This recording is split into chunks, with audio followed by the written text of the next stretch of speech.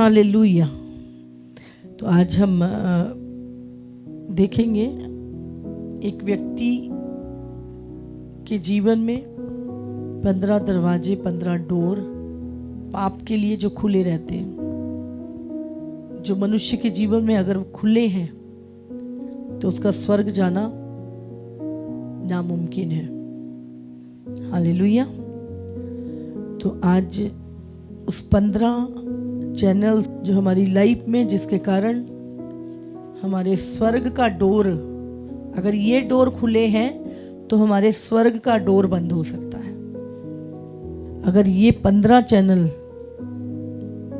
जो करप्शन के आपकी लाइफ में हैं तो समझ लो मृत्यु का, नरक का दरवाजा खुला है। हालेलुया।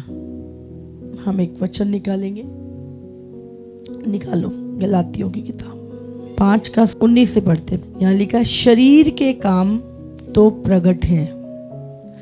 शरीर के काम कौन से हैं? अर्थात गिनते रहो इसको, व्यभिचार, गंदे काम, लुचपन, मूर्ति पूजा, टोना, बैर, झगड़ा, ईर्ष्या, क्रोध, विरोध, फूट, विधर्म, ढा, मतवालापन, लीला कीड़ा और इनके जैसे और काम हैं।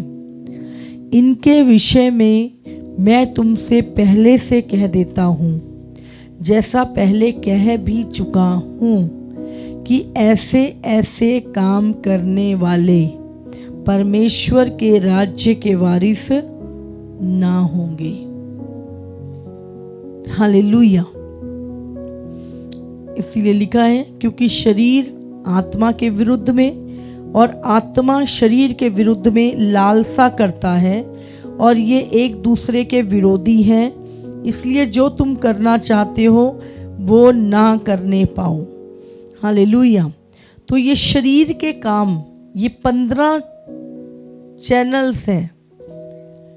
अगर ये आपके जीवन में एक करप्शन के 15 चैनल अगर आपकी लाइफ में कोई भी चल रहा है, आपको ढूंढना है इसमें से। बाइबल में लिखा है 15 काम जिसके कारण मनुष्य स्वर्ग नहीं जा रहा।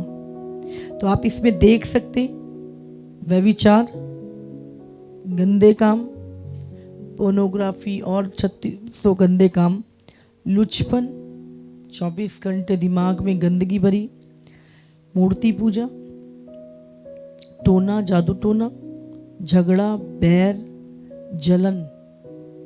हमें लगता है नॉर्मल चीज है, नॉर्मल नहीं है, ये नरक के दरवाजे हैं। क्रोध, विरोध, फूट, विधर्म, ढा, मतवालापन, लीला कीड़ा और इनके जैसे और काम है। और इनके विषय में मैं तुमसे पहले कह चुका हूं कि ऐसे ऐसे काम करने वाले परमेश्वर के राज्य के वारिस नहीं होंगे। एक वचन और निकालेंगे, रोमियो 8:13। क्योंकि यदि तुम शरीर के अनुसार दिन काटोगे तो मरोगे, यदि आत्मा से देह की क्रियाओं को मारोगे तो जीवित रहोगे। समझ रहे? फिर से पढ़ देती हूँ आपके लिए। क्योंकि यदि तुम शरीर के अनुसार, हमने अभी शरीर के काम देखे, अगर वो सारी चीजें के अनुसार तुम अपने दिन काटोगे तो मरोगे, यदि आत्मा से देह की क्रियाओं को मारोगे तो जीवित रहोगे। आपका शरीर आत्मा के कामों के विरुद्ध चलता है। समझ रहे हैं? तो आपको आत्मा के द्वारा शरीर के कामों को मारना है। अगर आपका शरीर मर गया, ये काम मर गए आपके शरीर के, तो समझ लो आप सदा अनंत काल जीवित रहोगे, कभी नहीं मरोगे। इसलिए पौलुस क्या बोलता है, मैं रोज अपने शरीर को मारता, कूटता और वश में लेकर आता हूं तो मत सोचो बपतिस्मा ले लिया उद्धार हो गया हमारा। प्रभु ने कहा ये सारे काम करने वाले स्वर्ग के राज्य के वारिस नहीं होंगे। समझ रहे हैं आप? एक वचन और निकाल लेते हैं, कुलस्सियों 3 उसका 5 और 6।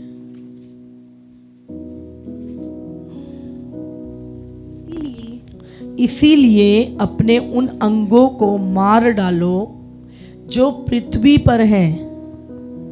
क्या लिखा है? इसीलिए अपने उन अंगों को मार डालो जो पृथ्वी पर हैं, अर्थात व्यभिचार, अशुद्धता, दुष्कामना, बुरी लालसा और लोभ को जो मूर्ति पूजा के बराबर है। इन ही के कारण परमेश्वर का प्रकोप आज्ञा ना मानने वालों पर पड़ता है। और तुम भी जब इन बुराइयों में जीवन बिताते थे तो इन्हीं के अनुसार चलते थे।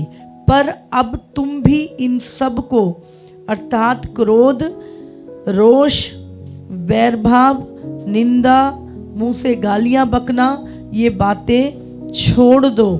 एक दूसरे से झूठ मत बोलो, क्योंकि तुमने पुराने मनुष्यत्व को उसके कामों समेत उतार डाला है। हालेलुया। प्रभु क्या कह रहा है यहाँ पे? इन सारे कामों के कारण आज भी परमेश्वर का जो क्रोध है वो आज्ञा ना मानने वालों पे पड़ता है। तो व्यभिचार, अशुद्धता, दुष्कामना, बुरी लालसा, लोभ, मूर्ति पूजा, हाँ, क्रोध, रोष, बैरभाव, निंदा, गालियां बकना, झूठ बोलना, ये सब को प्रभु कहता है इसलिए अपने उन अंगों को मार डालो जो पृथ्वी पर है। हालेलुया। समझ आ रही है आपको? तो हमें अपना शरीर आत्मा के, हमेशा शरीर आत्मा के विरुद्ध चलता है। आप जितना प्रभु के नजदीक आते हो, मैंने बोला शरीर को आप मारते हो, शरीर के काम आपके मरते हैं, आप महिमा की ओर बढ़ते हो। जितना आप प्रार्थना करते हो उतना आप महिमा की ओर बढ़ते हो और उतना आप शरीर को मारते हो। यीशु ने क्रूस पर किसको? अपने शरीर को खत्म किया। और यीशु मसीह ने हमें क्या बोला? तू अपना क्रूस उठा के मेरे पीछे हो ले। जब तक एक व्यक्ति अपना क्रूस उठा के अपने शरीर को नहीं मारेगा, आप कभी उस महिमा में नहीं पहुंच सकते। हमें अपने, अगर हमें दोबारा जीवित होना है, अगर हमें दोबारा जीवन पाना है, तो याद रखो ये शरीर को मार दो, तब आप अनंत काल का जीवन पा सकते हो। अगर ये शरीर जिंदा रहा, तो प्रभु ने कहा अगर शरीर के काम करोगे तो मरोगे, तो अनंत काल का जीवन तुम्हारा खत्म। अगर तुम चाहते हो कि मैं वो महिमा में जीवन, वो अनंत काल का जीवन, वो दोबारा मैं इटर्नल लाइफ पाऊं, तो शरीर को मारो। क्या हुआ? आदम कहाँ मरा? आत्मा में मरा और बाद में शरीर में, है ना। आज हम कहाँ जीवित हुए? जब यीशु मसीह ने हमें बचाया, आत्मा में जीवित हुए। अब हम आत्मा के द्वारा शरीर के कामों को मार सकते हैं। हालेलुया। और आदम आत्मा में ही मर गया था, तो पूरा कंट्रोल ही शरीर का, मन का था उसके ऊपर। समझ रहे हैं हम? लेकिन अब हमारी आत्मा में जीवन है। हम अपनी आत्मा, पवित्र आत्मा की सहायता से हम शरीर के कामों को मार सकते हैं, हम इसको वश में लेके आ सकते हैं। अगर आप शरीर को नहीं मारोगे तो आप दोबारा कभी नहीं जीवित रह सकते। तो हमें शरीर के कामों को मारना है, अपने शरीर को मारना है। शरीर नहीं मरा तो दोबारा जीवन नहीं है। हालेलुया। तो ये 15 बातें, अगर इसमें से कोई भी आपकी लाइफ में आपको मिल रही है, उसको मार दो। आपको बैर मिल रहा है, अशुद्धता मिल रही है, व्यभिचार है आपके जीवन में, जलन है, क्रोध है, विरोध है, मूर्ति पूजा है, लोभ है, मार दो उसको, खत्म कर दो उसको पूरी तरह से। नहीं तो हम खत्म हो जाएंगे। समझ रहे हैं? शरीर को नहीं मारोगे तो दोबारा जीवन की सोचना भी मत। प्रभु ने कहा ये काम करने वाले स्वर्ग राज्य में प्रवेश नहीं करेंगे, स्वर्ग के वारिस नहीं होंगे। क्लियर लिखा है यहां पर। आप जाके नहीं, प्रभु मेरे को तो पता नहीं था, मैंने तो बपतिस्मा ले लिया, मुझे तो बस इतना ही पता था। ये प्रभु बता रहा है, लिख के दिया उसने। ये अगर चीज़ें तुम्हारे जीवन से नहीं गए तो स्वर्ग, जितनी मर्जी तुम सेवा कर रहे हो, जो मर्जी कर रहे हो, ये इनमें से आपको ढूंढना। अगर कोई चीज़ आपके अंदर मिल रही है आपको, उसको मार दो अगर आप दोबारा जीवन चाहते हो तो। झगड़ा है, जादू टोना है, क्रोध, ईर्ष्या, विरोध, हम मन में डाह, नशे, कोई भी व्यभिचार, गंदे काम, लुचपन, ये शरीर के काम। प्रभु ने कहा ऐसे ऐसे लोग, मैं पहले से कह देता हूँ, पहले से कह रहा है वो, बाद में मत बोल रहा है, पहले से कह रहा है परमेश्वर कि ऐसे ऐसे काम करने वाले परमेश्वर के राज्य के वारिस ना होंगे। हालेलुया। तो अपने आप को झूठी तसल्लियाँ ना दे। अगर ये सारी चीज़ें आपके जीवन में ख़त्म होंगी तो ढूंढे कौन सी चीज़ अभी मेरी लाइफ में चल रही है। ना माफ़ करना, बैर भाव, गुस्सा, मन में जलन भरी हुई है, कोई गंदगी ऊपर नहीं जा रही। प्रभु पवित्र लोगों को लेने आ रहा है।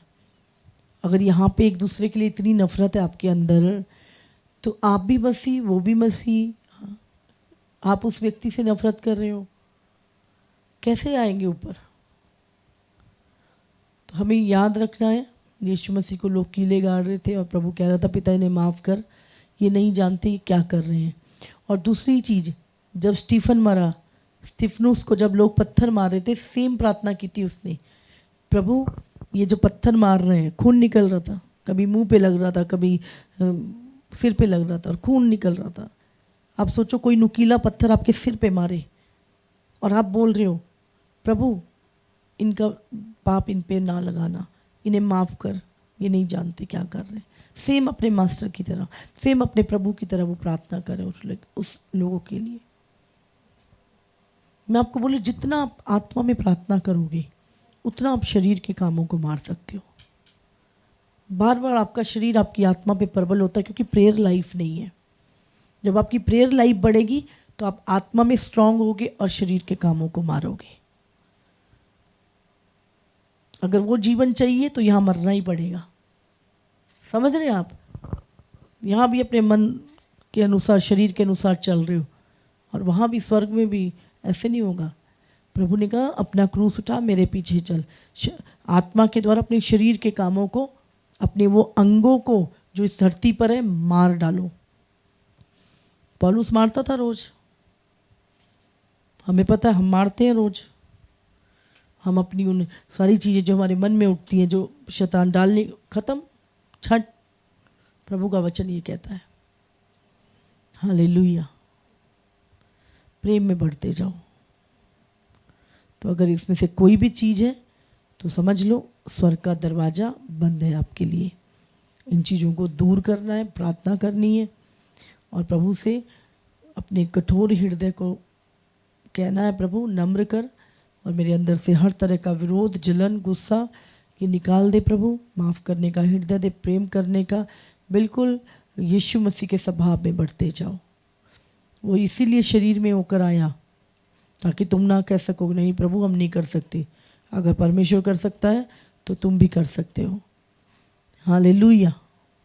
तो बहुत सारे लोग सोचते हैं अरे प्रभु में आ गए, बपतिस्मा ले लिया, हाँ थोड़ा सा दशमांश दे देते हैं, थोड़ा सा प्रार्थना कर लेते हैं, बाकी अपनी ज़िंदगी शरीर संसार के लोगों की तरह अपना जीवन जी रहे हैं और सोच रहे हैं हम स्वर्ग जाएंगे। प्रभु जब न्याय करेगा ना, तो मैंने हमेशा बताया वहाँ पे कौन सा लॉ है, यही वचन के द्वारा।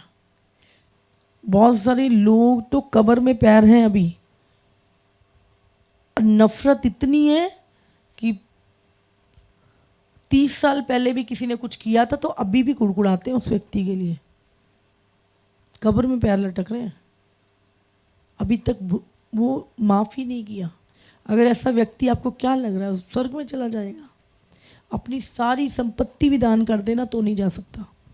अगर प्रभु ने कहा तू अपने अपराधियों को माफ़ करेगा तो मैं तेरे करूँगा, अगर तू रखे हुए तो मैं भी रखे हुए हूँ। समझ रहे? प्रभु का कलाम जो है ना उसको ध्यान से समझ, कुछ नहीं है कि हम समझ ना सकें, जानबूझ के अगर समझना नहीं चाहते तो वो अलग बात है, लेकिन प्रभु का कलाम बिल्कुल सिंपल और सीधा है, वो टेढ़ों को सीधा कर देता है, हथौड़ा है वो, माना टेढ़े मेढ़े सीधा कर देता हमें। तो याद रखें, सिर्फ प्रभु के ऊपर विश्वास करना और बपतिस्मा ले लिया तो हम स्वर्ग में हमारा नाम लिख दिया। उसके बाद आपको लाइफ कैसे जीनी है, इसीलिए ये वचन दिया है। उसके बाद एक नई लाइफ, नया लॉ, नया सिस्टम, नया जीवन, नई जिंदगी प्रभु के अकॉर्डिंग हमें जीनी है। हालेलुया।